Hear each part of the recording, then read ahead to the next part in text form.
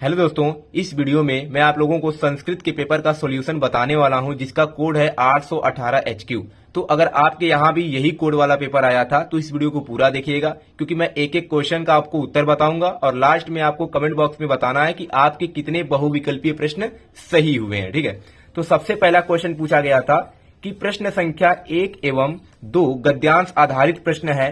गद्यांश को ध्यान से पढ़िए और उत्तर का चयन कीजिए। यहाँ पर एक गद्यांश दिया गया है और इस पर आधारित 2 प्रश्न पूछा है। जैसे पहला क्वेश्चन है कि उक्त गद्यांशस्य शीर्षक अस्ति, मतलब उक्त गद्यांश का शीर्षक है। तो यहीं से आपको पता चल जाएगा पंडित मदन मोहन मालवीय। तो कौन सा ऑप्शन हो जाएगा? पहले का हो जाएगा option number C, Madan Mohan Malaviya. ठीक है, ऐसे ही पता चल जाएगा क्योंकि चैप्टर में दे ही दिया है, उनका नाम ही दे दिया है। दूसरा क्वेश्चन है कि मदन मोहन मालवीयस्य जन्म कुत्र अभवत। तो यहीं पर आपको मिल जाएगा, पैसेज में ही यहाँ पर दिया हुआ है। कहां पर हुआ था मदन मोहन मालवीय का जन्म? तो ये हुआ था तीर्थराज प्रयागे अभवत। ठीक है, तो ऑप्शन नंबर इसका करेक्ट हो जाएगा ऑप्शन नंबर बी। दूसरे का बी हो जाएगा प्रयागे। तो ये 2 क्वेश्चन जो है गद्यांश पर आधारित रहेंगे। बाकी कुछ क्वेश्चन पूछे जाएंगे जो पद्यांश से हो जाएंगे। बाकी अन्य जो गद्यांश दिया गया है उस पर आधारित प्रश्न पूछे जाएंगे। ठीक है, जैसे तीसरा क्वेश्चन है कि रविन्द्रस्य संगीत शैली केन नामना ख्याति लभते। तो इसका जो उत्तर होगा वो होगा ऑप्शन नंबर बी, रविन्द्र संगीतम। ठीक है, चौथा क्वेश्चन है धीमताम कालह केन प्रकारेण याति। तो इसका उत्तर हो जाएगा ऑप्शन नंबर डी, काव्य शास्त्र विनोदेन। यह पद्यांश पर आधारित है। अगर आप पद्यांश पढ़े होंगे तो आपको पता होगा इसका उत्तर। कह शतम वर्षाणी जीवति, कौन 100 वर्ष जीता है? तो सदाचारवान, जो सदाचारवान होता है वह 100 वर्ष जीता है।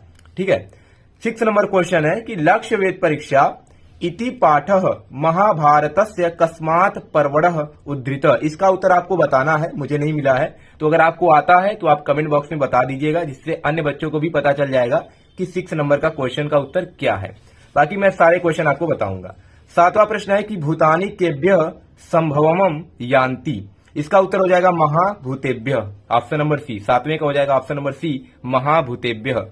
गांधी महोदय कदा दक्षिण अफ्रीका इति देशम अवारोहत।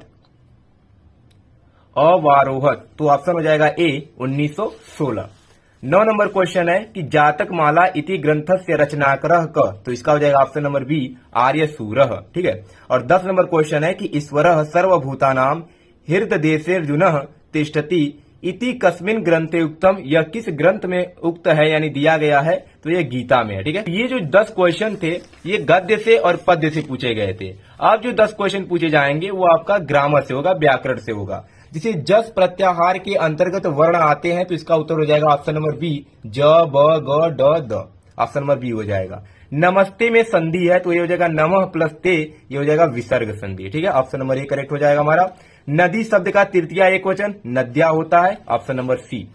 पा धातु के लंग लकार प्रथम पुरुष एक वचन का सही रूप होगा तो ये हो जाएगा लंग लकार यानी कि भूतकाल, तो हो जाएगा अपिबत। ठीक है, अ से स्टार्ट होता है तो ऑप्शन नंबर सी करेक्ट हो जाएगा। च वर्ण का उच्चारण स्थान है तो च जो होता है यह कहां से निकलता है? तालु से निकलता है, तो ऑप्शन नंबर ए करेक्ट हो जाएगा। गुरु जयति का संधि विच्छेद होगा तो ये हो जाएगा गुरु प्लस जयति। ठीक है, ऑप्शन नंबर बी हो जाएगा। 17 नंबर क्वेश्चन है कि पितृ शब्द का षष्ठी एक वचन का रूप है तो ये हो जाएगा पितुः। क्या हो जाएगा? पितुः। और 18 नंबर क्वेश्चन है कि पठेत किस लकार का रूप है? तो पठेत जो है वह विधि लिंग लकार का है, तो ऑप्शन नंबर इसका हो जाएगा बी, पठेत जो है विधि लिंग लकार का रूप है। 19 नंबर क्वेश्चन है कि पीताम्बर में समास है तो जिसका पीला वस्त्र हो, ठीक है, तो उसे क्या कहते हैं? भगवान विष्णु होते हैं, तो हो जाएगा बहुव्रीहि समास, क्योंकि इसमें तीसरा पद प्रधान है। लास्ट क्वेश्चन है कि नवरात्रम का समास विग्रह है। मैंने बताया था जब भी द्विगु समास का विग्रह किया जाता है तो समाहारः लगता है, तो नवरात्रम का क्या हो जाएगा? नवानाम रात्रिणाम समाहारः। तो ऑप्शन नंबर बी करेक्ट हो जाएगा, नवानाम रात्रिणाम समाहारः।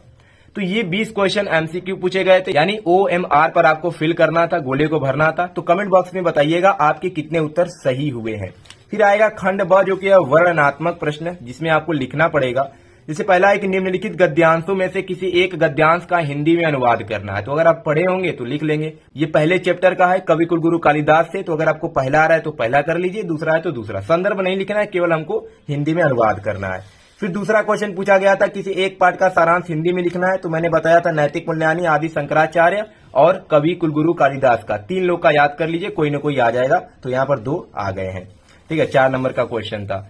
फिर आया था निम्नलिखित श्लोकों में से किसी एक श्लोक की हिंदी में व्याख्या करने के लिए, और ये जो श्लोक है बहुत इंपॉर्टेंट था। ठीक है, काव्य शास्त्र विनोदेन कालो गच्छति धीमतान, मतलब बुद्धिमानों का जो समय होता है काव्य और शास्त्र के अध्ययन में बीतता है, और व्यसनेन च मूर्खाणाम निद्रा कलहेन वा, और मूर्खों का जो समय होता है वह झगड़ने में, सोने में, दूसरों की निंदा करने में बीतता है। तो इसमें या इसमें से कोई आपको एक ही करना था।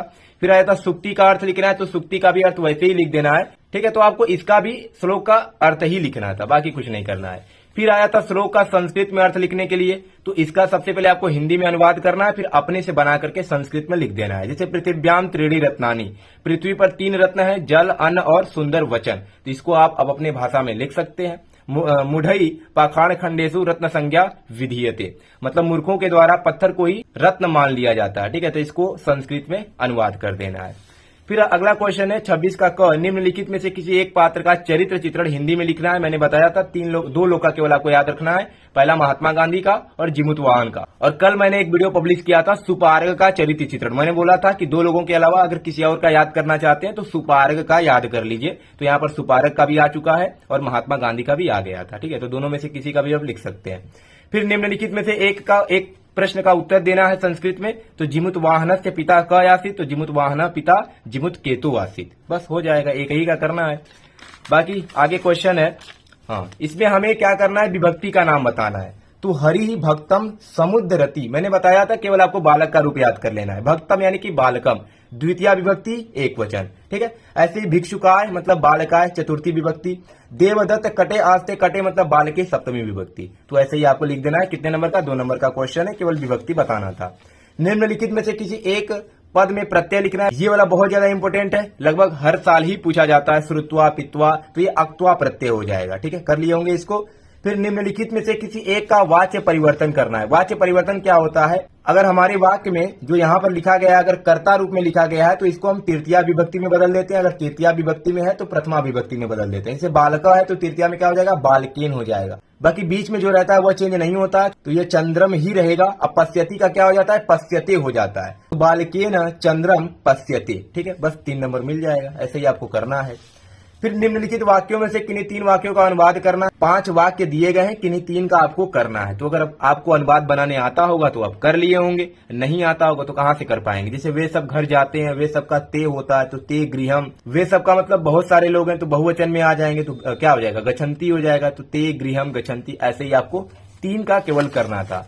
फिर क्या दिया है, निबंध लिखना है। निबंध भी मैंने बताया था, विद्या पर आपको तैयार कर लेना है। यहाँ पर विद्या पर आ भी गया है। ठीक है, फिर लास्ट क्वेश्चन है कि 2 पदों का संस्कृत वाक्यों में प्रयोग करना है। कोई भी 2 पद उठाइए, उससे एक वाक्य बना दीजिए। जैसे यूयम, यूयम आसान है। यूयम माने क्या होता है, तुम सब होता है। तो एक पहले हिंदी में वाक्य सोच लो, तुम सब घर जाते हो। तो यूयम, ठीक है, यूयम गृहम क्या हो जाएगा, गच्छसि गच्छत गच्छत, तो गच्छत हो जाएगा। यूयम गृहम गच्छत। ऐसे सर्वत्र से बना सकते हो, चारों यानी हमारे चारों ओर वृक्ष है। ठीक है, तो बस 2 का बनाना है। 2-2 नंबर का क्वेश्चन है। तो संस्कृत एक ऐसा सब्जेक्ट है जिसमें हमें ज्यादा नहीं पढ़ना होता। ठीक है, कुछ टॉपिक्स होते हैं और बहुत ज्यादा डीप में जाकर हमें नहीं पढ़ना होता। अब इसमें क्या पढ़ोगे, थोड़ा सा अगर आपको अनुवाद बनाने आता है तो कर लोगे।